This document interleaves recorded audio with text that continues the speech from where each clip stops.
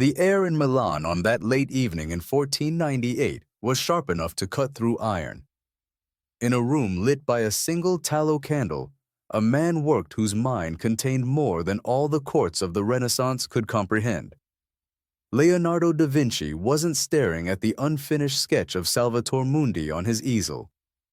His attention was fixed on the heavy metallic object wrapped in red velvet on the bench beside him. The Lance of Longinus, the relic that, according to legend, had pierced Christ's side on the cross and thus tasted the divine. But Leonardo didn't see a holy relic. He saw a tool, a dangerous one. During weeks of meticulous examination, he had discovered something no one else had suspected, a microscopic inscription along the lance's shaft, etched with a technique centuries ahead of his time. It wasn't a prayer or a curse. It was data. Astronomical coordinates, star constellations traced in metal with a precision that seemed inhuman. The truth this knowledge carried was too great, too radical. It could topple the entire power structure of the Church, shake the foundations of science. To reveal it would be to unleash chaos, but to destroy it would be a crime against humanity's future. His fingers, stained with silver and copper, did not tremble as he made his decision. The truth would not be destroyed. It would be hidden, concealed in a place where only one who was worthy, one who understood both art and science, would be able to find it. He turned to the painting. Christ's gaze met his, filled with a peace Leonardo himself did not feel. With a new, burning determination, he began to rework the Salvator Mundi. The blessing hand took on a new angle, based on the golden ratio. The placement of the pupils became part of a larger geometric map. The painting would become the first key, a pointer leading toward the real treasure, the knowledge hidden in the lance. But he was not alone in knowing. When he lifted his gaze to the dark window, he felt watchful eyes upon him. The Custodes Lanceii, the keepers of the lance. They had guarded the relic for centuries and would not hesitate to murder to preserve its secret. Leonardo knew the clock was already ticking down toward a conflict that would play out long after his death. The air in the high-security vault 30 meters beneath Geneva's banks was so dry it made Julian Vance's skin prickle. He stood motionless, captivated by the painting before him. It was smaller than he had imagined. Salvator Mundi, the savior of the world. The face that had sold for $500 million and then vanished from public view. Officially, this one didn't exist. Yet here it hung, illuminated by a cold, white light that made Christ's eyes seem infinitely weary. "It's more damaged than they thought," a voice said behind him, echoing faintly in the bare, concrete-lined room. Julian turned his head slowly. Chiara Valenti, dressed in a practical dark jumpsuit, stood with her arms crossed. Her gaze wasn't on him, but on the painting's surface, searching for something others would have overlooked. Micro fissures, pigment deposits, the fingerprints of history. "The damage isn't random," Julian said, stepping closer. He reached for his briefcase and pulled out a transparent plastic film. On the film was a grid of lines, a complex geometric pattern. Everyone focuses on his gaze, on the piece. But look here. He laid the film over the painting.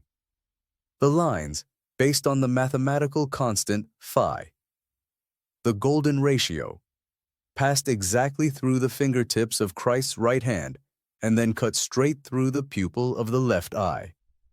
It was too precise to be a coincidence. Chiara leaned forward, her professional detachment vanishing, replaced by an intense curiosity. "It's a directional marker, a coordinate." "More than that," Julian said, pointing to a series of tiny, almost invisible dots forming a circle around the head. This isn't a map of a place. It's a map of a concept, a path to an answer. At that moment, a sharp, piercing sound came from the corridor outside.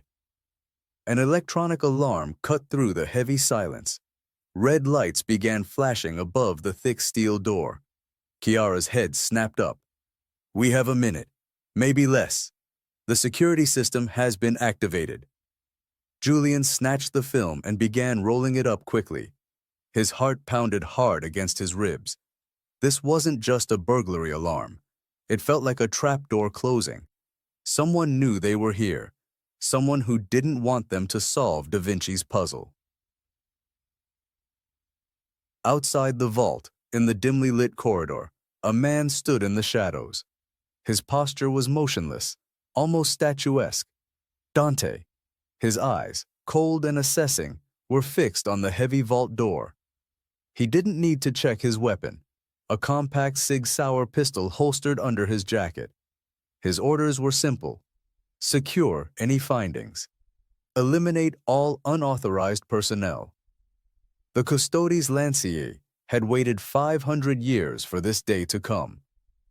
They weren't about to let two amateurs steal their inheritance. As the alarm wailed, he saw two shadows rush toward the emergency exit at the far end of the corridor. A faint smile played on his lips. The hunt was on. The cold, damp concrete walls of Geneva's underworld shimmered in the beam of Julian Vance's flashlight. Their breath hung in small clouds in the chilly air. The alarm's piercing wail had died out above them, replaced by the hollow echo of dripping water and their own hurried footsteps. "Who was that?" Chiara gasped, holding her side as they hurried through a narrow tunnel that smelled of rot and old iron. "I don't know," Julian replied, but he was lying. He had seen a shadow in the corridor, a shadow that had stood motionless, unperturbed by the chaos. A hunter. "But they want what we found." Behind them, silent and with an efficiency that was frightening, Dante followed. His time in the Swiss Guard hadn't just taught him how to handle a weapon, it had taught him to navigate the most inaccessible places. The Vatican's labyrinthine passages and archives were perfect training for this. He had known of the Custodes Lanceii for a long time. His grandfather had been one of them. A man who had devoted his life to protecting a truth so dangerous it could shatter the faith that held civilization together. For Dante, this wasn't a job. It was a calling. To stop those who were about to open Pandora's box. "He's still here," Julian whispered, stopping abruptly. He turned off the flashlight. In the compact darkness, they heard it. A single, soft footstep. Then nothing. It was worse than being chased by a crowd of men. This silent, methodical presence sent an icy chill down their spines. "We can't go back up," Chiara said, her voice low and steady despite the fear. "They'll be waiting at every exit." "Florence," Julian said. The map in the Salvator Mundi had pointed to the Vatican, but to get there they needed more. They needed to understand the code fully. Da Vinci's roots are there. All his early notebooks, his studies. The answer to the second half of the puzzle is there. They heard a metallic scraping sound a few meters behind them. Dante was no longer using stealth. He was scaring them, driving them toward a corner like a gamekeeper driving prey. "Run!" Julian shouted, turning the light back on. They veered into a side tunnel, an old tram tunnel now abandoned. Their footsteps echoed on the moss-covered stone stairs leading up toward the city's light. They weren't just fleeing a man. They were fleeing an organization that had shaped the course of history for centuries, whose tentacles reached into every power center in Europe. The hunt for the truth had turned into a fight for survival. And their only hope lay buried in Florence's golden history, on the other side of a border their pursuer knew as well as they did. The sun in Florence lay like a golden blanket over the rust-colored rooftops, but Julian, Vance, and Chiara Valenti saw only the shadows. They had traveled through the night, changed transportation 3 times, and slept in fits between shifting seats on the train across the border. Fear had become a constant metallic taste in their mouths, a sixth sense that made them turn their heads at every unusual sound. Their refuge wasn't an elegant hotel, but a small, hidden apartment above a bookstore that smelled of old leather and dust. The apartment belonged to a former colleague of Chiara's father, an old art expert now living in voluntary exile from the academic world.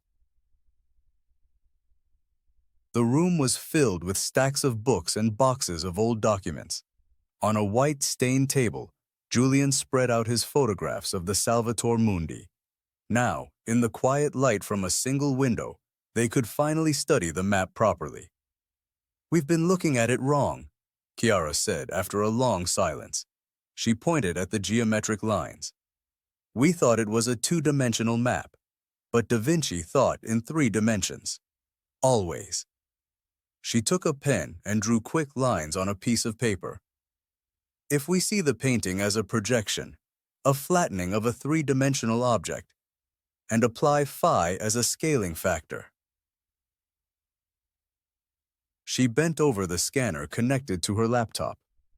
Pixel by pixel, she manipulated the image, folding the virtual map along the invisible lines Da Vinci had embedded. The painting distorted, changed. The face disappeared, the clothes flattened into a network of lines. And suddenly, as if by a miracle, a completely new image emerged. It was no longer a map of Rome or Vatican City. "It's a map of a specific structure," Julian whispered, his eyes widening. "A chamber, or a vault. But look at the orientation." He pointed to a series of parallel lines running beneath the main form. "These are aqueducts, old Roman aqueducts. This isn't the Vatican's archive. It's something older, much older." "The necropolis," Chiara breathed. "The holy necropolis, under St. Peter's Basilica. It's an entire burial complex from the time before Christ. That's where the vault is." An icy shiver ran down Julian's spine. Getting into the Vatican's archives was impossible enough. Getting down into the forbidden parts of the underground necropolis was pure madness. But there was a problem. To open this vault, the map shows a mechanism, a combination. There are symbols here I don't recognize. He pointed to a row of characters that looked like a mix of astronomical symbols and Hebrew letters. "It's the second half," Chiara said. "Da Vinci split the code. The first half, the map, he hid in the painting. The second half, the key to opening the vault, he hid somewhere else." Julian stood up and walked to the window. He looked out over the rooftops of Florence, toward the distant outline of the Duomo. His last notebook, the one he was working on just before his death, the one the Vatican keeps in its most secret archives. It contains the key. The decision lay heavy in the room. They had to do the impossible. Break into the heart of the Vatican, steal one of history's most sought-after documents, and then descend into a burial chamber no one had seen for 1,000 years. And all the while, they knew the hunter, Dante, was on his way. He probably already knew their destination. Florence was just a stopover on the road to a confrontation that could have deadly consequences. The hunt had only just begun in earnest, and already it felt as if the weight of the whole world rested on their shoulders. While Julian and Chiara planned their hopeless incursion in Florence, Dante sat in an anonymous hotel room on the city's outskirts. The room was Spartan, a tool rather than a home. Before him lay an old leather-bound folder with the symbol of a lance piercing a globe. Custodes Lanceii, the keepers of the lance. He leafed through reports spanning centuries. This was not an organization in the ordinary sense. It was a network, a cancer that had grown strong in the shadows of history. They had not existed to protect the church, as many believed. They had existed to control it, to control the truth. The Lance of Longinus was not just a relic. It was proof. Proof of something that could shatter the very foundation of organized faith, and thus the world order built upon it.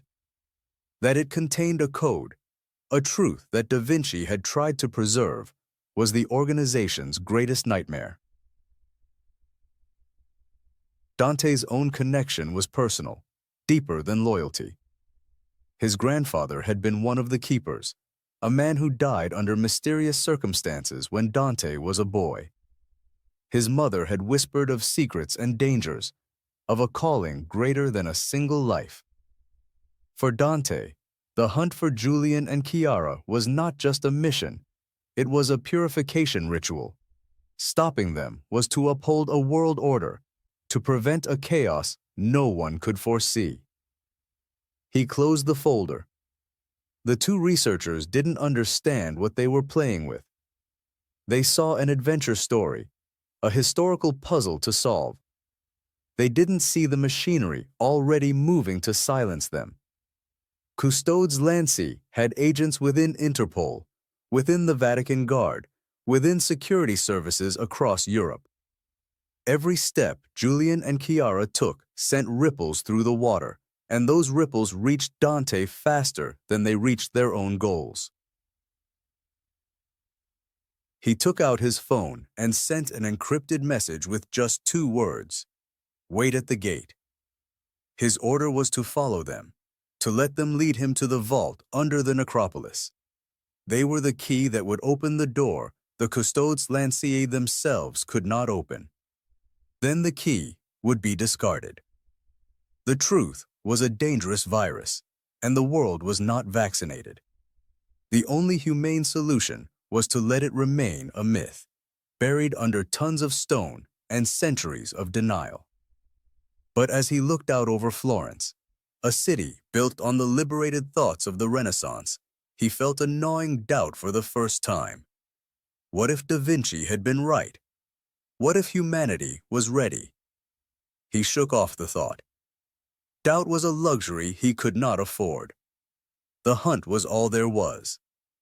The 2 days that followed passed in a haze of feverish planning and fear-filled anticipation. Julian and Chiara could afford no mistakes. The intrusion into the Vatican wasn't just illegal.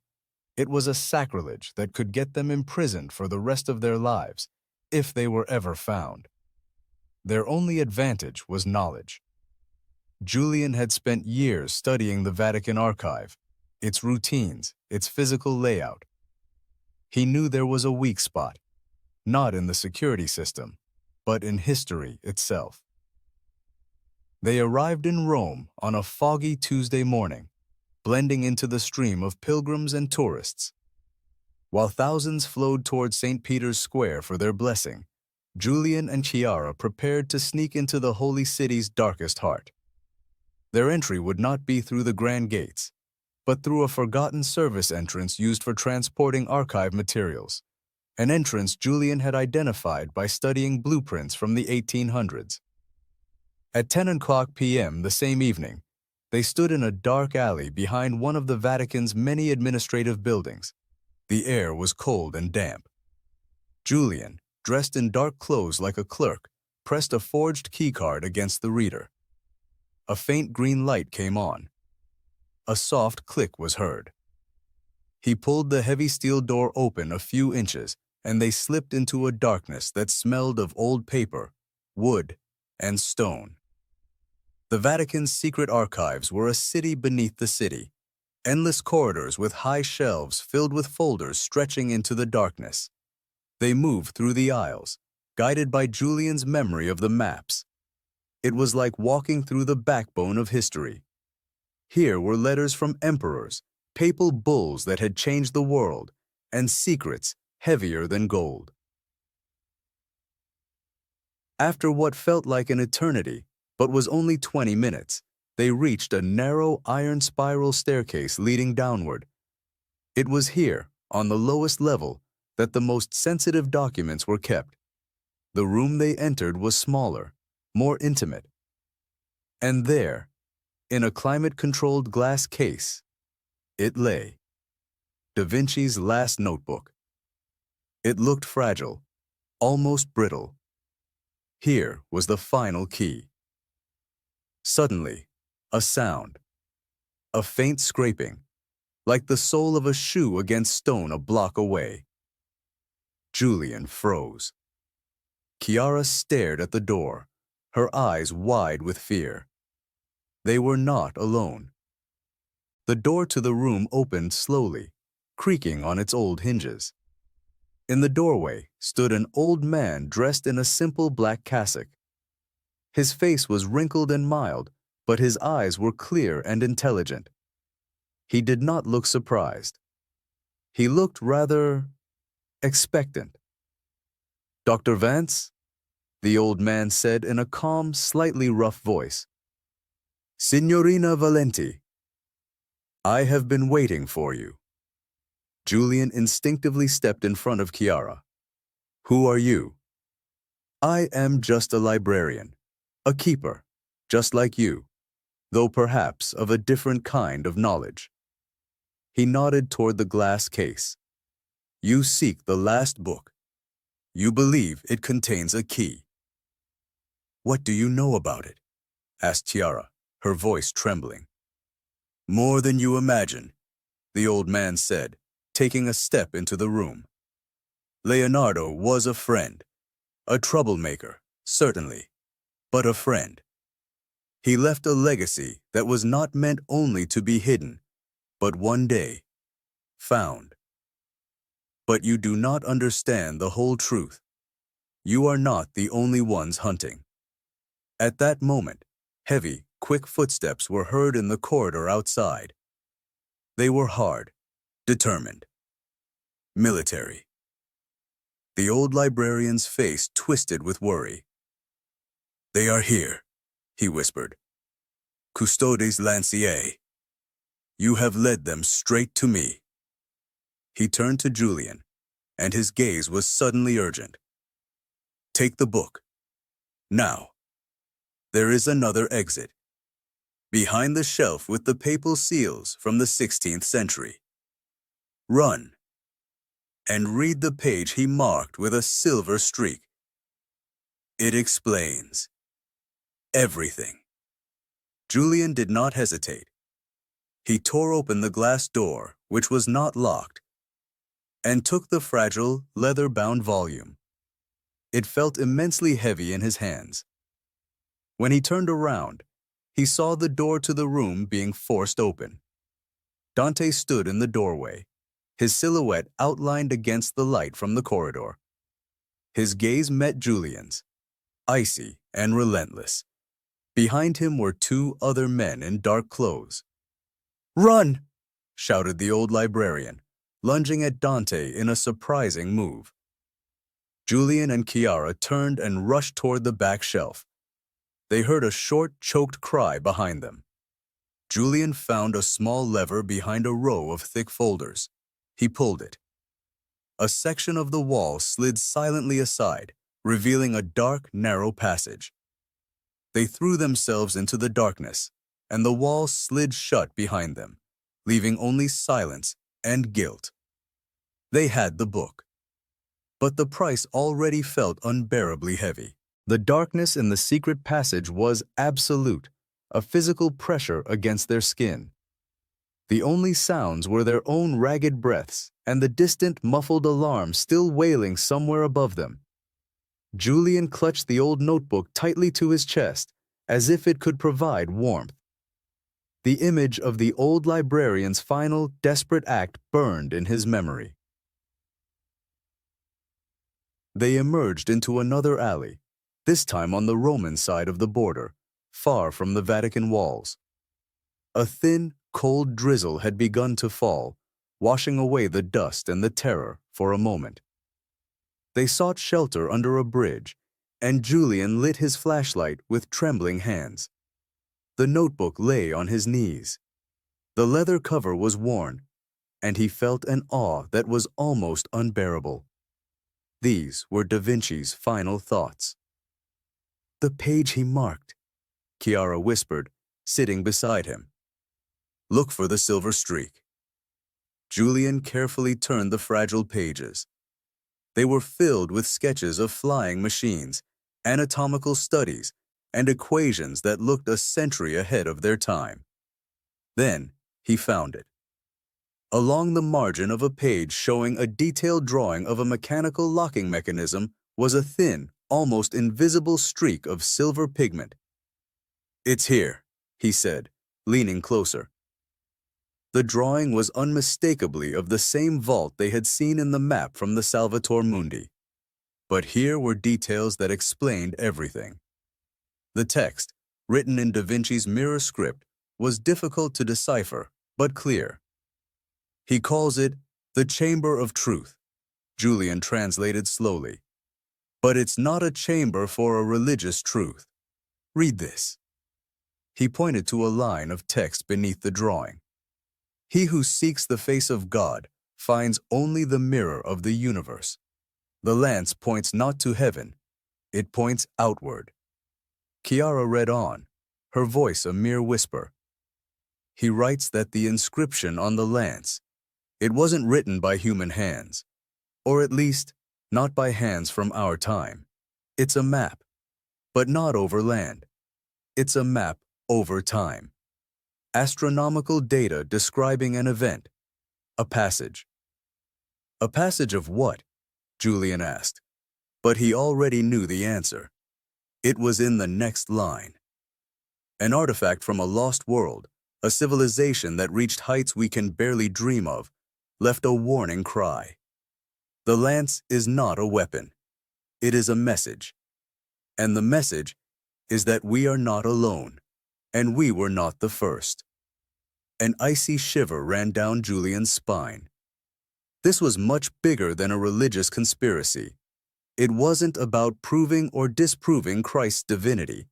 It was about proving that humanity was part of a much larger cosmic ecosystem, and that this knowledge had once been lost, and that someone, the Custodes Lanceii, had spent centuries ensuring it remained lost. "They aren't keepers of the faith," Chiara said, looking up from the book, her face pale in the lamplight. "They are keepers of ignorance. They believe this knowledge would destroy us, that humanity cannot handle the truth." Julian turned to the final pages. There was the other half of the code. A series of astronomical symbols that corresponded exactly with those he'd seen on the map. The combination of the two, the map from the painting and the key from the book, would open the vault. But now he understood that the vault didn't contain a relic to worship. It contained a library to decipher, a history older than writing itself. "Jerusalem," Julian said, pointing to a final note. "Da Vinci writes that the vault under the necropolis is only a way station, a sort of antechamber. The final chamber, the place where the lance is kept and where the full inscription can be read. It lies beneath the Temple Mount in Jerusalem. Everything leads there." They sat in silence under the bridge as the rain intensified. They had escaped the Vatican, but they had only traded one prison for another. The hunt was not over. It had just become astronomical in its proportions. They were no longer chasing a historical secret. They were chasing a truth that could redefine humanity's place in the universe. And somewhere in the rain, they knew, Dante and the Custodes Lanceii were hunting them, determined to ensure that truth remained buried forever. The book in Julian's hands no longer felt like a treasure. It felt like a time bomb. The journey to Jerusalem was a passage through a landscape of shadows.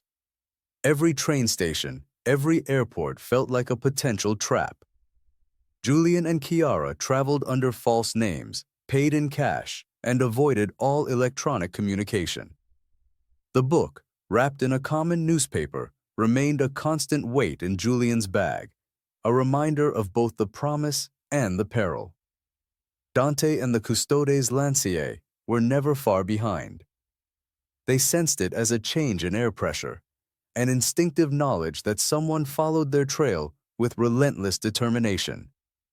Dante had resources they couldn't fathom, and his motivation was now personal after the Vatican confrontation. On a cramped hotel room in Athens, their last stop before the risky journey to the Middle East, they sat with the book open between them.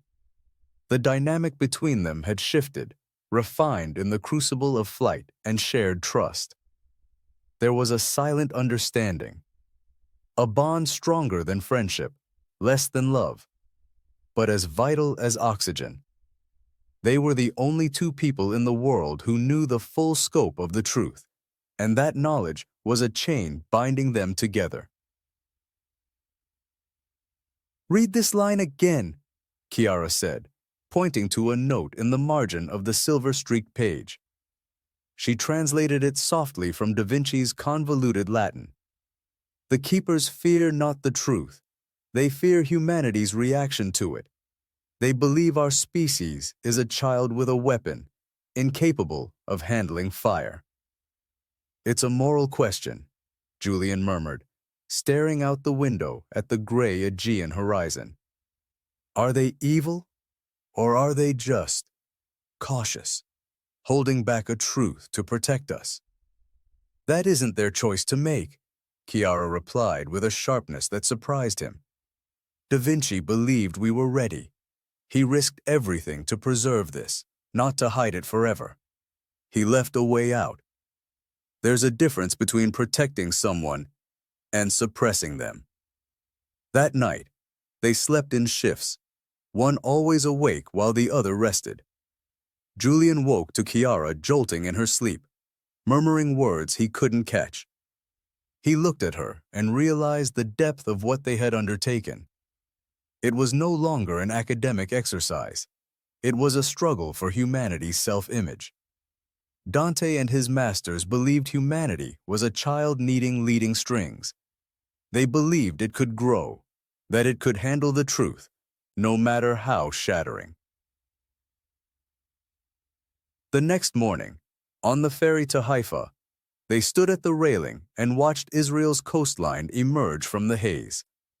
The Temple Mount, the site of so many historical collisions, awaited.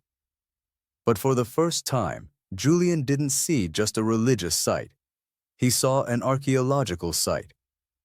A layer cake of histories, and on the deepest layer, a message from a time before history. Dante was surely already there, waiting. The hunt was heading toward its climax, and they carried not just a book. They carried a hope, a dangerous, possibly naive hope, that humanity was stronger than its keepers believed. Jerusalem smelled of history and conflict, a heavy scent of incense, dust, and anxiety that lay over the city like a blanket. For Julian and Chiara, the arrival wasn't a homecoming, but an entry into a new battlefield. Every stone on the narrow streets of the old city seemed to whisper of crusaders, prophets, and conflicts that had lasted for millennia. The Temple Mount loomed above them, a place so charged with religious significance it almost trembled with tension. Their first meeting was with Eli, a wizened but sharp-witted archaeologist Chiara had contacted through secure channels. He waited for them in a derelict cafe in the Armenian Quarter, hidden behind a mountain of dried-out flower pots. His eyes, surrounded by deep wrinkles, scrutinized them carefully. "You're younger than I thought," Eli said in a voice as gritty as sandpaper. "And you're already ruining my retirement." He took a sip of strong coffee. "The keepers are here. They've been here for weeks. They're asking about foreigners, inquiring about specific locations." He looked meaningfully at Julian's bag, where Da Vinci's notebook lay. "What do they know?" asked Julian, his voice low. "They know you're coming. They know you have something they want." They know more about the tunnels under the mount than any living person. You won't surprise them. Eli's gaze was serious. This is their home turf. They've guarded this place for centuries. Going down there is like asking to be buried. After the meeting, as they walked through the cramped alleys toward their temporary lodging, a small room above a souvenir shop, Julian felt the weight of Eli's words. It wasn't just the danger that made him feel sick. It was the place's immense historical gravity. Beneath their feet lay layer upon layer of civilizations: Roman, Byzantine, Crusader, Ottoman.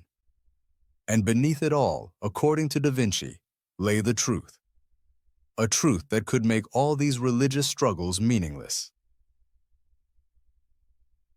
Late that evening, while Chiara slept a restless sleep, Julian stood by the window and stared up at the silhouette of the Temple Mount outlined against a starry sky. He thought of Dante, the man hunting them. Was there a spark of doubt in his icy resolve? Or was he just a perfect tool, honed by generations of dogmatic belief? Julian suddenly understood that the hunt was no longer just about finding the lance. It was about reaching the hunter's humanity, if only for a moment. For if Dante could doubt, then there was hope for everyone. Then there was a chance that the truth wouldn't become another weapon in an eternal war, but a key to a freer future. The city slept around them, holding its breath, unaware of the seismic shift preparing to occur deep within its ancient stones. The day of the descent broke cold and misty over Jerusalem. Eli had provided them with detailed drawings of the oldest parts of the city's underground, maps never found in official archives. They showed a labyrinthine network of water cisterns, defensive passages, and sanctuaries from the time of the First Temple. Their entrance wasn't on the Temple Mount itself, which was too heavily guarded, but via a forgotten cistern beneath an old school building in the Jewish quarter. The air in the narrow passage leading down was cold and damp, smelling of mold and centuries of sealing. The first meters were slow going. Julian led the way, his flashlight a thin sliver in a darkness that seemed to devour light. Chiara followed close behind, with Eli bringing up the rear. The sound of their footsteps echoed ominously in the empty passages. The walls were of rough-hewn stone, damp to the touch. Here and there were carved symbols, Hebrew letters, Roman numerals, crosses, testaments to the countless people who through the ages had sought refuge, hidden treasures, or simply vanished into this underground realm. "We are now below the Roman level," Eli whispered after 10 minutes of walking. He pointed to a difference in the masonry technique. "Above us is what the Crusaders built. Below us, it's older. Much older." They entered a larger room, a cistern that once collected rainwater. In the center of the room was a low stone portal, surrounded by carvings of cedar trees and lions. It was not a Roman style. "This is it," Julian said, stopping. He pulled out Da Vinci's notebook and the photographs they had taken of the Salvator Mundi map. In the yellow beam of the lamp, he compared the symbols on the portal with those in the book. The geometry matches. The portal is marked on the map, but it's sealed. Chiara examined the seams between the stone blocks. There's no obvious mechanism, no lock. It's as if it was meant to remain closed forever. Julian flipped to the page with the silver streak, to Da Vinci's description of the Chamber of Truth. He writes that the first key is knowledge. The second key is faith? No, it says insight. The insight that the truth is not behind the door. It is the door. He looked up from the book and shone the lamp over the portal's surface. "We're looking wrong. We're searching for a lock, but it's a puzzle." He let the beam of light slide over the carved cedar trees. Then he spotted it. Each tree had a varying number of branches, and the lions flanking the portal had a specific number of teeth in their jaws. They were numbers. He compared them with the astronomical code in the notebook. The branches and teeth corresponded to planetary positions and star constellations from a specific date, a day 1,000 years ago. "It's a combination," he said, his voice trembling with excitement. "But not a manual one. It's a light combination." He looked at his watch. Da Vinci used astronomical data. The portal doesn't open with a key. It opens when the right light hits it, at a specific time of day. When the stars are in the same position as when the inscription on the lance was created. Eli looked up at the cistern ceiling. "There's a light shaft up there. It's been blocked for centuries, but if we can clear it..." "At what time?" 3:47 a.m., Julian read from the book. "This morning. We've missed it." "No," Chiara said, shining her own lamp on a series of small, polished crystals embedded in the wall next to the portal. "Look, this isn't just decoration. It's an optical system, a primitive form of fiber optics. It gathers light from the surface and channels it." She shone her light on the largest crystal. A faint beam of light reflected and hit a spot on the portal right between the two lions. Nothing happened. "It's the wrong light," she said. "It has to be natural light. Moonlight, sunlight, starlight." Da Vinci designed a mechanism that can only be activated by the universe itself. A sound echoed from the tunnel they had just come through. It wasn't a sound they had made. It was a scraping, soft sound, like a cautious foot seeking purchase on the slippery stone floor. The three in the cistern froze. The sound came closer. Dante had found them. He hadn't just followed them to Jerusalem. He had waited. He knew where they were headed, and he knew they would be locked here, in this cistern, at this portal they couldn't open. The hunt was over. Now, only the trap remained. Julian looked at Chiara's terrified face and then at the sealed portal. They had come so far, only to be trapped in the dark with their hunter. The sound of the footsteps stopped just outside the cistern's entrance. A large, dark silhouette filled the opening. Dante took a slow step into the room, his hands empty and hanging at his sides. He didn't look angry. He looked almost sad. "It was unnecessary for you to come here," he said in his calm, deep voice that echoed faintly against the damp walls. "You have led an impressive chase, Dr. Vance, but it is over now." Behind him, two other men joined, as silent and efficient in their movements. They wore no uniforms, but their posture screamed military precision. Custodes Lanceii. They had never been just a secret order. They were a private army, a shadow judiciary that had existed for centuries. "What happens now?" asked Julian, trying to keep his voice steady. He stepped between Dante and Chiara. "Now you are taken from here," Dante replied. His gaze swept over the sealed portal.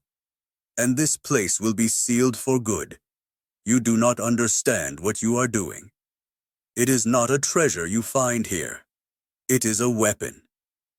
"It is the truth," protested Chiara, her voice sharp with frustration and fear. "Da Vinci believed humanity was ready for it. Who are you to decide otherwise?" Dante turned his heavy gaze upon her. "I am the son of a man who died for this truth. My grandfather died for it. We do not guard a secret for the sake of power. We do it to protect you, all of you. What do you think will happen when the world learns that our history is a lie? That our place in the universe is an accident? There will be chaos, war. Everything that holds civilization together will crumble." "Perhaps," said Julian, taking a step forward, the book in his hand like a shield. "Perhaps not. But it is not your right to decide. Faith built on lies is no faith at all. It is oppression. One of Dante's men moved, his hand slipping inside his jacket. Dante raised a hand to stop him. He looked at Julian, and for the first time, Julian saw something resembling conflict in his ice-blue eyes. "You are idealists," Dante said, almost with a tone of pity. "You see a romantic truth. I see the mass graves that follow. Custodes Lanceii has made agreements throughout history. With the church, with royal houses, with governments. They know, and they choose to preserve peace by preserving ignorance. It is an evil, but it is a lesser evil than the alternative." "And the old librarian in the Vatican?" asked Julian. "Was he also a necessary evil?" Dante lowered his gaze for a moment. He was a good man, but he had begun to doubt. Doubt is a danger to us all. At that moment, something happened that no one expected. Eli, who had stood silent in the shadows, took a quick step forward. In his hand, he held a small, flashlight-like device. He aimed it not at Dante, but at the crystals embedded in the cistern's wall. "You forget one thing," said the old archaeologist, his voice steady for the first time. "Da Vinci was an engineer. He didn't just build puzzles. He built traps for those who were not worthy." He pressed a button on the device. It did not emit a beam of light, but a series of rapid ultraviolet light pulses. When the light hit the crystals, they began to glow with an intense, bluish light. The light reflected and refracted, finally hitting the portal at the exact same spot Chiara's lamp had. But this time, a low, rumbling sound was heard, stone against stone. The two lions on the portal seemed to shift, and the heavy stone slab in the center slid slowly, silently inward into the darkness. "He built a backup key," said Eli, turning to Dante, "for those who understand that the truth sometimes must be forced." The door was open, and behind it waited not a vault of gold and jewels. It revealed only a deeper, even darker darkness. The hunt was not over. It had only reached its crisis point. Dante stared at the open door, and for a moment his face did not look filled with anger, but with fear. A genuine, primal fear of what would now come out of the darkness. The darkness behind the portal was so dense that it swallowed the light from their flashlights. The air that flowed out was dry and smelled of sandalwood and metal, a perfume from a lost time. Dante and his men had taken a few steps back, uncertain of what they had awakened. Julian, Chiara, and Eli stepped over the threshold into the unknown. The room they entered was not large, but the ceiling was high and vaulted. In the center stood a low podium of black basalt, and on the podium rested it, the Lance of Longinus. It was simpler than Julian had imagined. A simple spear of dark brown iron, with a tip that still looked sharp after 2,000 years. It emitted no mystical energy. It looked like a weapon. "It's not it," whispered Chiara, disappointed. "It's just a relic." "Look closer," said Eli, shining his light on the shaft. Julian stepped forward and bent over the lance. At first, he saw nothing. Then, when the light hit the metal at just the right angle, he discovered it. Etched into the iron itself, so fine that they were almost invisible to the naked eye, was a series of dots and dashes. They were not decorations. They were a coordinate system, a map written in a microscopic, three-dimensional language. "It's not the inscription that is the code," breathed Julian. "The pattern itself. It's a projection." He turned to Chiara. "The notebook. The page with the astronomical symbols." Chiara flipped to the page with trembling hands. Julian compared the symbols with the pattern on the lance. This isn't just positions. This is movements, trajectories. Da Vinci understood it. The lance is not a message. It is a key to a library that doesn't exist on Earth. Suddenly, a mechanical buzzing sound came from the podium. When the light from their lamps hit the lance from different angles, the microscopic etchings began to reflect light up towards the ceiling. There, in the perfect blackness, a pattern began to emerge. Stars. It was a star chart, projected by the lance itself. "It's not a map of the Earth," said Julian, his voice filled with awe. "It's a map of the sky, but not our celestial bodies. It's the sky as it appeared, 12,000 years ago, before the first cities were built, before history began." Dante, who had been standing silently at the entrance, now took a step forward. His face was pale in the glow of the projected starscape. "What is it we're seeing?" he asked, and for the first time, he sounded uncertain. "A warning cry," answered Julian, following a specific line between the stars with his finger. "Or perhaps an instruction. The map points to a place in space where something happened. A passage, just as Da Vinci wrote. An artifact from a civilization that traveled among the stars long before we learned to cultivate wheat fields." He turned to Dante. "This is why they were afraid. This isn't a religious secret. It's an archaeological catastrophe. It proves that we are not the first, that our belief that we are God's chosen is just a way to handle our own insignificance." At that moment, they all felt a vibration through the floor, a deep rumbling sound that seemed to come from the mountain itself. The ceiling above them began to shake, and dust and small stones rained down. "The portal!" shouted Eli, pointing towards the entrance. "It's closing! The mechanism is unstable!" Dante's men quickly backed out into the cistern. Dante himself remained, his gaze fixed on Julian. He held up his hand to stop his men. "Wait," he said. He looked at the projected starscape that still glowed on the ceiling, at the lance that held that secret, and then at Julian and Chiara. The hunt was over. The truth was revealed. And it was much bigger and much more dangerous than any of them could have imagined. He faced a choice: to leave them here to die and bury the truth forever, or to accept that the world might be ready after all. The room shook again, and the decision had to be made now. Dante's gaze darted between the shuddering portal and Julian, who held the lance with a mixture of reverence and desperation.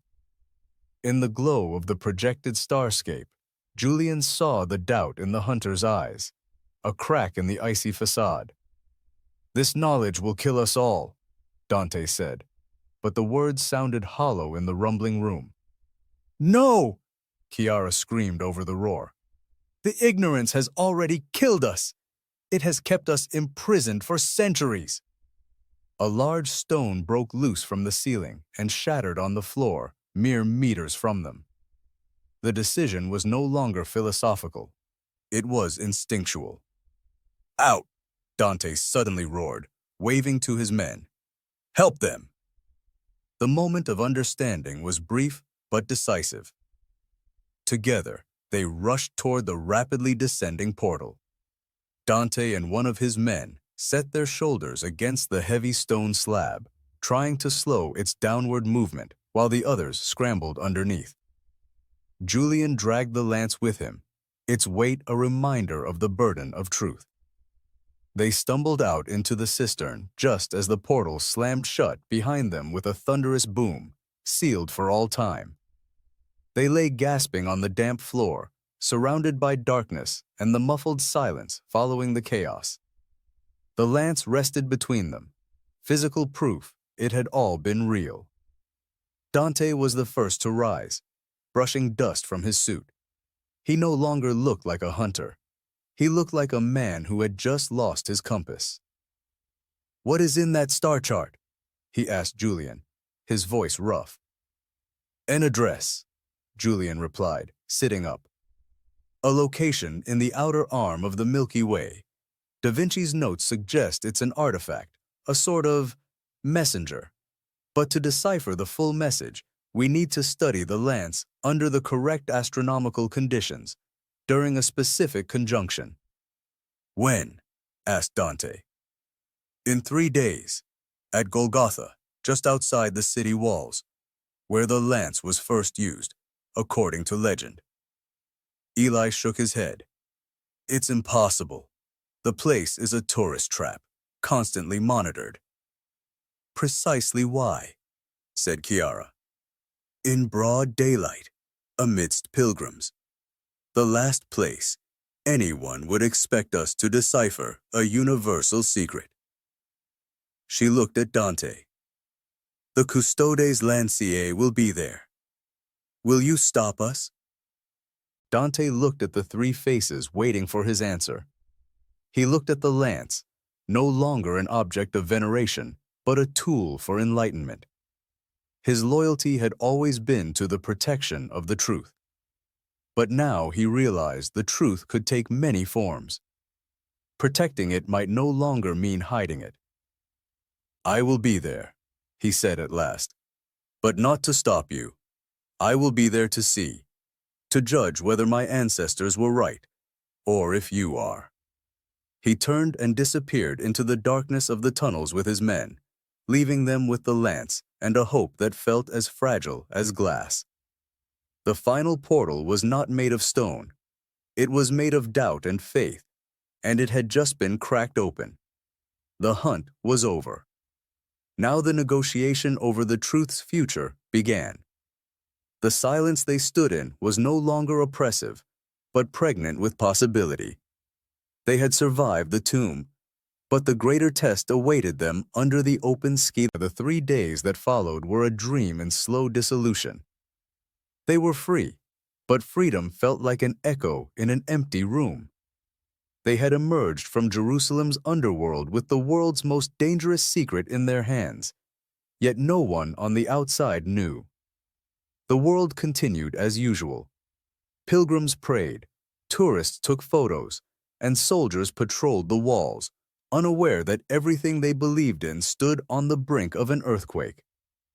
They hid in a small apartment in the modern part of the city, a place without history, where the lance could be studied without drawing attention. During the days, they let it rest, wrapped in a simple blanket. But the nights were dedicated to the microscopic inscription. Using a high-resolution digital microscope camera Eli had procured, they photographed every millimeter of the iron shaft.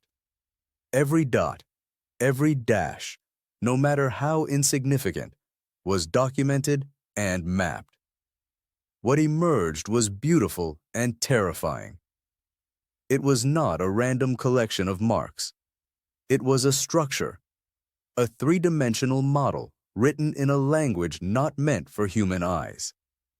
The microscopic map revealed not just a celestial body, but a trajectory, a path that an object had traveled over 12,000 years ago, a path that cut through the solar system with a precision that was inhuman.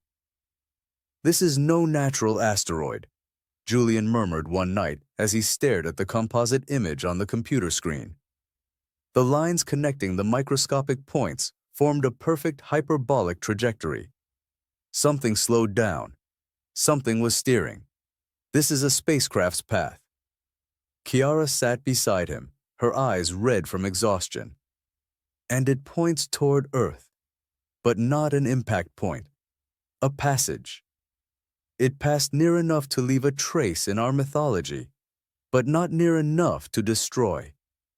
She pointed to a cluster of data points near the trajectory's closest approach to Earth. "This is the message. The thing that was left behind. It's not a warning cry. It's a greeting." They looked at each other. The scale of the revelation sank in. The Lance of Longinus was not an instrument of divine punishment. It was an archaeological find of astronomical proportions. Whoever created the microscopic inscription, whether a lost earthly civilization or something else entirely, possessed a technological capability that made modern humanity look like children in a sandbox. They hadn't just traveled among the stars. They had left a message etched into a material that had survived millennia, a message that could only be read by a culture that had achieved a certain level of scientific understanding. "This changes everything," Julian whispered. "Biology, geology, theology, all of it. The history of humanity is just the final chapter in a much larger story." "And that's why the Custodes Lanceii were so afraid," Chiara said. "They didn't see a threat to the Church. They saw a threat to the entire human ego. If we are not the first, if we are not unique, then what is the meaning? All religion, all philosophy, is built on the premise that we are central to a divine plan." "But perhaps we are," Julian said, looking at the complex beauty of the data pattern. "Perhaps the meaning is that we grow up, that we finally receive this message, that we realize we are part of a fellowship, not its center." On the morning of the third day, the day of the conjunction, they awoke with a mixture of dread and anticipation. They would take the lance to Golgotha. They would use the specific position of the sun and moon to activate the full decryption, to perhaps hear the greeting in its entirety. But they knew Dante and his men would be there. They knew they might not leave alive. The Chamber of Truth was no longer a room of stone. It was a place in time and space, and they were about to step into it, unsure if they would ever be able to return to the world they left behind. The weight of the lance was no longer just physical. It was the weight of a potential future and the terrifying responsibility of being its messengers. Golgotha didn't take up much space. A small hill of rock surrounded by a garden and a church, more a peaceful tourist attraction than a site for world events. Pilgrims streamed past, taking pictures and reading information signs about the place where the Roman Empire executed its prisoners.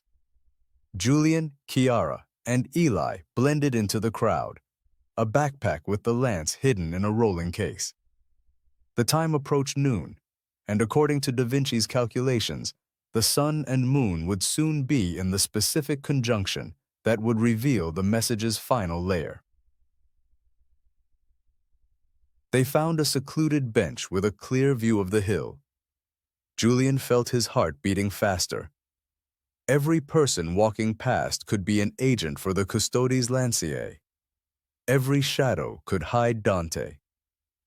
"Now," whispered Chiara, checking her watch. "The sun is at its zenith. The moon is just above the horizon." Julian opened the backpack and placed the lance across his knees, carefully positioned to catch the light. At first, nothing happened. Then, when the sunlight hit the metal at the perfect angle, something amazing began to occur. The microscopic inscriptions on the lance acted as a kind of crystal and projected not a static map, but a sequence of light. It was like watching an ancient film. The light pattern in the air before them showed not just a celestial body in motion. It showed the structure of the object itself. A cylindrical craft surrounded by a complex network of energy fields. And inside the cylinder were symbols. Not human languages, but geometric forms that nonetheless felt profoundly meaningful. A series of circles within circles, a spiral expanding outward, a single dot in a sea of darkness. "It's not a greeting," breathed Julian, his voice broken with awe. "It's an instruction manual." Chiara stared, speechless. The symbols changed, showing a sequence. A planet with an atmosphere, a display of some form of energy harmonizing with the planet's magnetic field. An image of life, plants, animals, flourishing. Then an image of the same energy collapsing, and the planet being consumed by chaos. "It's a warning about how to use power," she said. "A lesson in responsibility. Whoever left this, they had made mistakes, big mistakes. They wanted us to learn from them." Suddenly, Julian felt a presence behind him. He didn't turn around. He knew who it was. "You see now," said Dante's voice, low and close. He sat on the bench beside them, like an old friend. His face was no longer a mask. It was open, filled with a mixture of relief and fear. "You see why we were afraid." "You thought it was a weapon," said Julian, without taking his eyes off the dancing light image. "We didn't know what it was," Dante corrected. "Our ancestors saw only a power that could undermine all authority. A truth too big to be handled by kings and popes. They chose to hide it, hoping humanity would mature with time, or that it would be forgotten." He looked at the lance. Da Vinci was the first to understand its true nature. He realized it wasn't a trophy to be owned, but a knowledge to be shared. But he knew the time wasn't ripe. So he hid it in a way that only a soul as great as his could find it. The light sequence began to repeat itself, an eternal loop of warning and hope. The twist wasn't just in the message's content, it was in the Custodes Lanceei's true motive. They hadn't been evil. They had been frightened guardians of a child they believed was too inexperienced to handle fire. And Da Vinci had been the first rebellious teenager insisting they were ready. "And now?" asked Chiara, looking at Dante. "What do we do now? Do we bury it again?" Dante shook his head slowly, his gaze fixed on the expanding spiral in the light. "No, you were right. Hiding the truth is the same as lying. Our order has served its purpose. Or rather, we have failed in our mission. The truth is out." He gestured toward the pilgrims around them, unaware of the revolution taking place on a park bench among them. "From today, the Custodes Lanceii is dissolved. Our new mission is not to hide, but to explain, to help the world understand." The light sequence ended and faded. The lance rested once more, a simple iron spear. But nothing was the same anymore. They sat in silence on the bench, 4 people carrying a secret larger than themselves. The hunt was over. Now the real work began. The world hadn't ended. A new, more complicated one had just been born. The silence on the bench was heavy, filled with what had just happened and what must now be done. Dante's words hung in the air. An order dissolved. A century-long mandate ended. But reality was not that simple. Organizations like the Custodes Lanceii don't die with a decision. Their tentacles reach deep into the world's power structures. "Dissolved is a strong word," said Eli, the first to break the silence. His eyes scanned their surroundings, no longer like a hunted man, but like one who understood the most dangerous threat now came from within. "Those who pay your salaries, who have given you power for centuries, they will not accept this." Dante nodded slowly, his eyes dark with insight. "I know. There will be resistance. A faction that will want to regain control, bury the truth anew, and eliminate us as a broken promise." He looked at Julian and Chiara. "The hunt has turned. It is no longer you who are the hunted. It is the truth, and we who wish to protect it. The decision was irrevocable. They sat there, 4 people from completely different worlds, bound by a secret that could either unite or shatter humanity. They needed a plan. Going public was too dangerous. The truth would be distorted, denied, perhaps even lead to panic. It needed to be presented with care, with evidence that could withstand the denial that would surely arise. "We need more," said Julian, holding the lance tightly. "Just this. It's not enough. They will call it a forgery, a hallucination. We need the data that Da Vinci's code points to, the complete astronomical profile. And that requires access to resources," added Chiara. "Telescopes, supercomputers. It requires an institution." She looked at Dante. "Do you have such resources within the former Custodes Lanceii?" A faint, bitter smile played on Dante's lips. "We have resources that would make most nations envious. Archives, laboratories, field agents. The problem is that they are now controlled by my former superior, Cardinal Valenti." An icy shiver ran down Chiara's spine. "Valenti?" Dante met her gaze, and his was filled with pity. "Yes. He is not just a high official in the Vatican. He is your uncle, Chiara. And he has been the leader of the Custodes Lanceii for 30 years. It was he who gave the order to eliminate you in Geneva." The shockwave that went through the group was almost physical. Chiara slumped on the bench, her face white with shock and betrayal. Her own family had hunted her, wanted her dead to protect a secret that had now revealed itself to be a hopeful message. All of this, my work with conservation, was it just a way for him to keep an eye on me? She whispered. "No," Dante said firmly. "Your talent is real. Your passion is real. That is why you were so dangerous. You were unpredictable. He could not control what you would find." He leaned forward. "But this changes the dynamic. He will not expect you to turn against him. It gives us an advantage." The hunt had not just turned. It had become a civil war.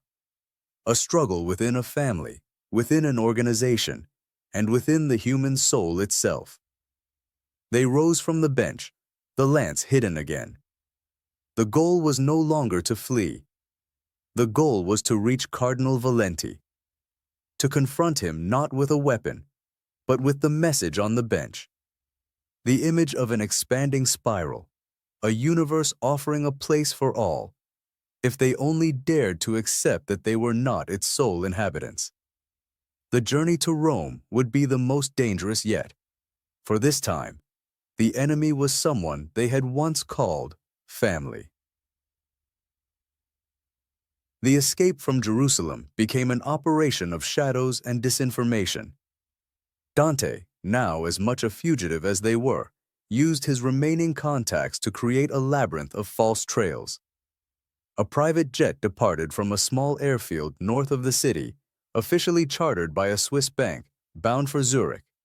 But Julian, Chiara, and Eli were not on board. Instead, they sat on a cargo ship leaving the port of Haifa, hidden in a container filled with olive oil barrels. The lance, wrapped in greasy wool, felt like a living warmth in the darkness between them. The journey across the Mediterranean was slow and claustrophobic, but it gave them a desperately needed pause. There was no Wi-Fi, no contact with the outside world, just the sound of the engines and the smell of oil and salt water. Here, isolated, they could begin to process the upheaval. Chiara sat mostly in silence, staring at the container wall as if she could see right through it and into her uncle's soul. The betrayal burned like a chemical wound. Her life's work, her passion for preserving truth, had been a playing field for a man who chose to bury the greatest truth of all. Julian tried to focus on the next step.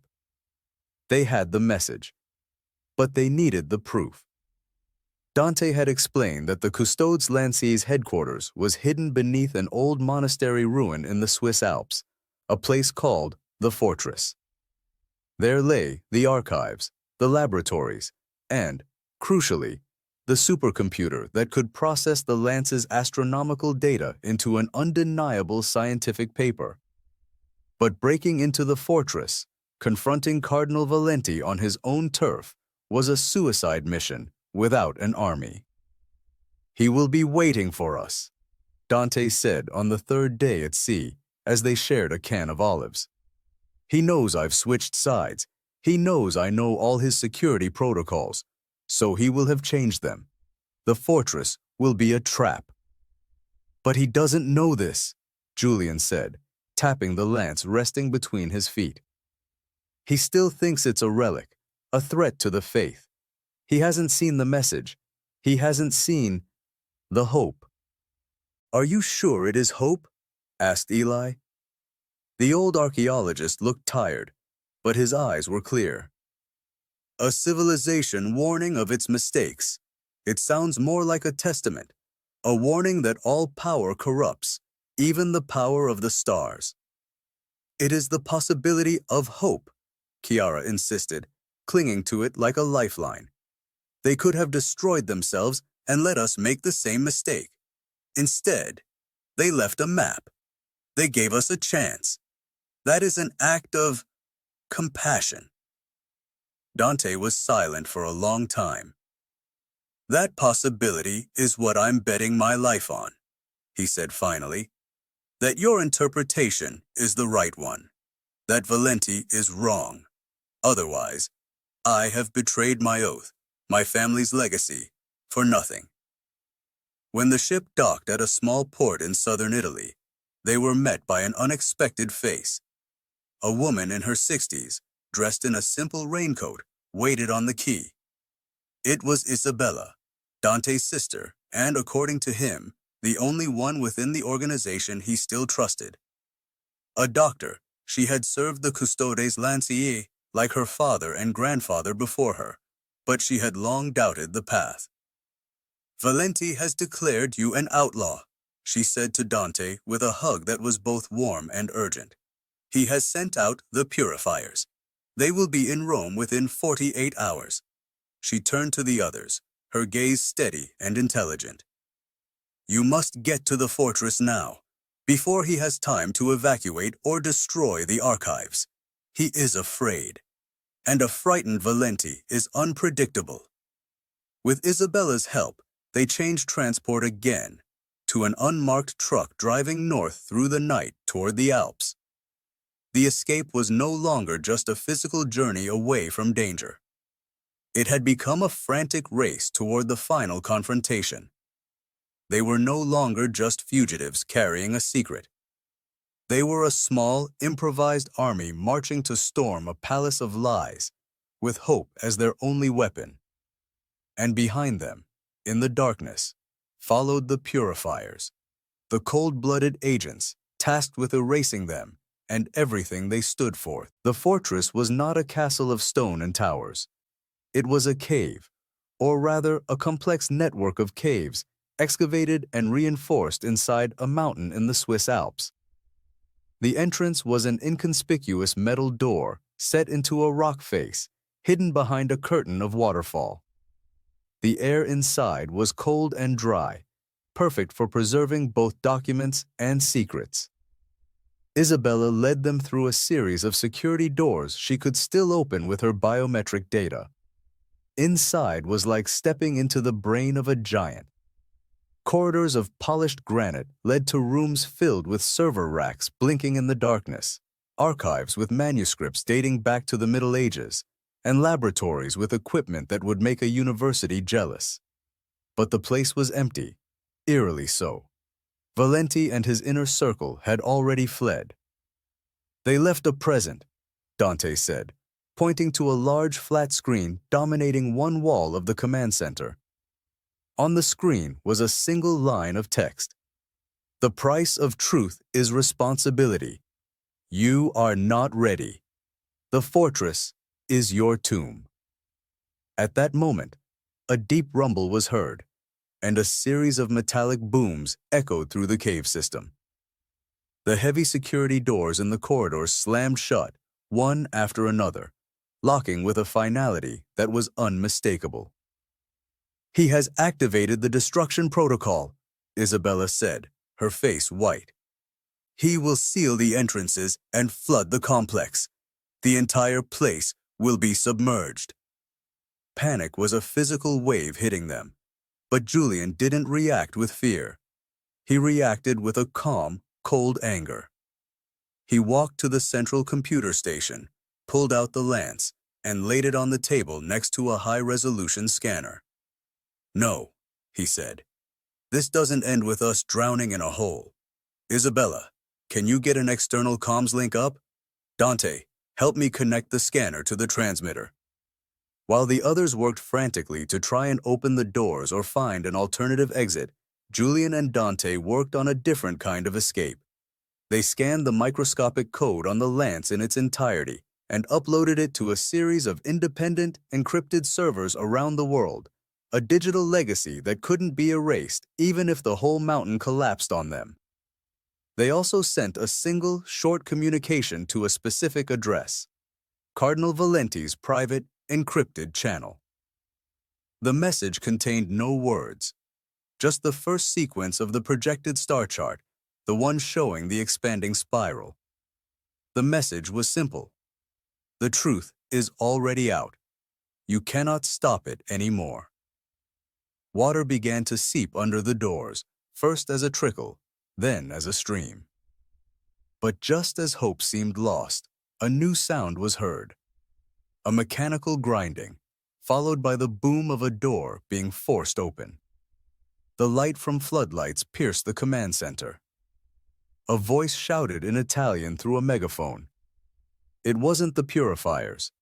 It was the Swiss army. Isabella, in one last desperate act, had managed to send out a distress signal before communications were cut. They were evacuated from the flooding cave in the nick of time. When they emerged into the cold Alpine light, surrounded by soldiers, they knew one chapter was over. The fortress, the power base of the Custodes Lanceii, was destroyed. But the legacy remained, scattered across the net, a virus of truth that couldn't be stopped. Cardinal Valenti was in flight, but his power was broken. The immediate aftermath was over. The long, difficult work of building a new reality on the foundation of truth was just beginning. 6 months later, Julian sat in a sunny office in Geneva overlooking the lake. On his screen were no longer secret maps or microscopic images, but scientific reports and press releases. The world hadn't changed overnight, just as they had feared. Instead, a slow, seismic shift had occurred. The first peer-reviewed articles on the Da Vinci anomaly, a cautious academic term for the astronomical data they had found, had been published. The reactions were a mix of skepticism, fascination, and, most surprisingly, a growing acceptance. When no gods fell from the heavens and no aliens appeared, curiosity began to overcome fear. Chiara came in with 2 coffee mugs. She looked tired, but calm. "Harvard just approved a whole new research program in archaeoastronomy. They want us on the advisory board." She gave a weary smile. From being hunted to being consultants. It's a strange feeling. "That's the responsibility," Julian said, taking the mug. "The one Da Vinci warned about. The truth itself isn't dangerous. It's what people do with it." He looked out the window. Valenti was wrong. We were ready. But he was also right in a way. It required a change not just in what we know, but in how we think. They had chosen not to reveal the message's full content, the warning about the ancient civilization's fall. It was too much, too fast. Instead, they focused on the fundamental insight. that humanity was not alone in its capacity for complex thought in the universe. It was enough to shake up science and philosophy without causing a collapse. This was the legacy of the truth, not a finished lesson, but a tool for learning, a key to a door that humanity itself had to be ready to open. The weight was different now. It wasn't the sharp, immediate fear of being caught. It was the heavy, constant pressure of stewardship. Every paper published, every interview given, was a careful step on a tightrope. They were building a new foundation, brick by brick, hoping the world was ready to stand on it. The meeting was held in Rome, but not in the shadow of the Vatican. It was at a small cafe on a sunny piazza, a place without burdensome history. Dante and Isabella sat opposite Julian and Chiara. Eli joined via video screen from Jerusalem, where he had returned to his work, now with new, discreet funding. "There is still opposition," Dante said. His face was less hard, but graver. "A small group from the old guard. They call themselves Purificatio.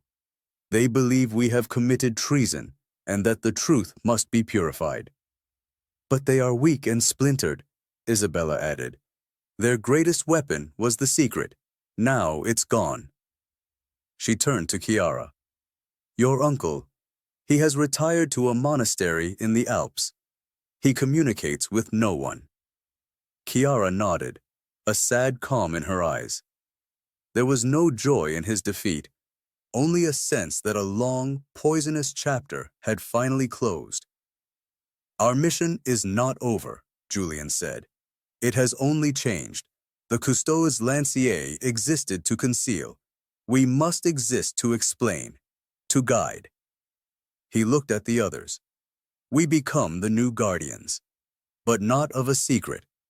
We become guardians of understanding." They agreed on a new structure.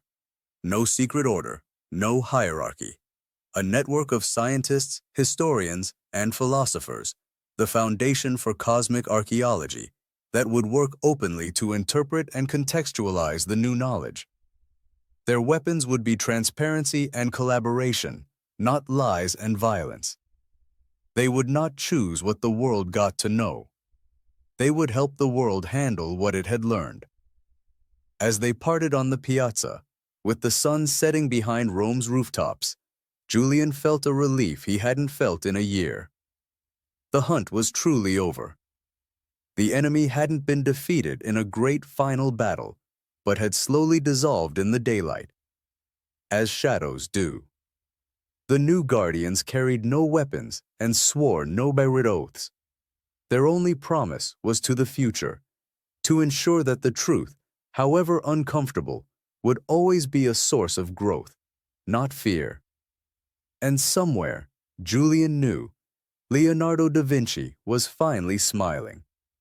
His code had been cracked at last, and his hope had proven well-founded. A year later, Julian Vance stood on a small hill in the Tuscan countryside, just a few kilometers from Vinci, the village where it all began. It was dawn, and a light mist lay over the olive groves. The air was fresh and filled with the promise of a new day. In his hand, he held not the lance, and not a book. He held nothing more than a coffee and a feeling of a task that was nearing completion, not an end. The Da Vinci Project, now formally known as the Foundation for Cosmic Archaeology, had its first permanent home here, a restored manor house that served as a research center and meeting place. Behind him, through the French windows, he could hear the sound of voices and laughter.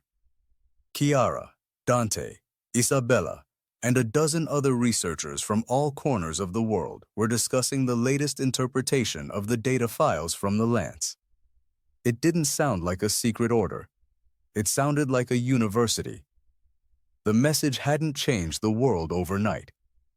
It hadn't led to religious chaos or global panic, just as Dante had once feared. Instead, it had blended in like a slow revolution. It had given new answers to astronomers and provided new interpretations of old myths for historians.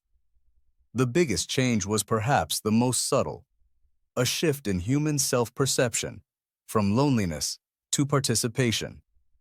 We were no longer the only ones wondering about the stars. We were part of a conversation that had started long before us.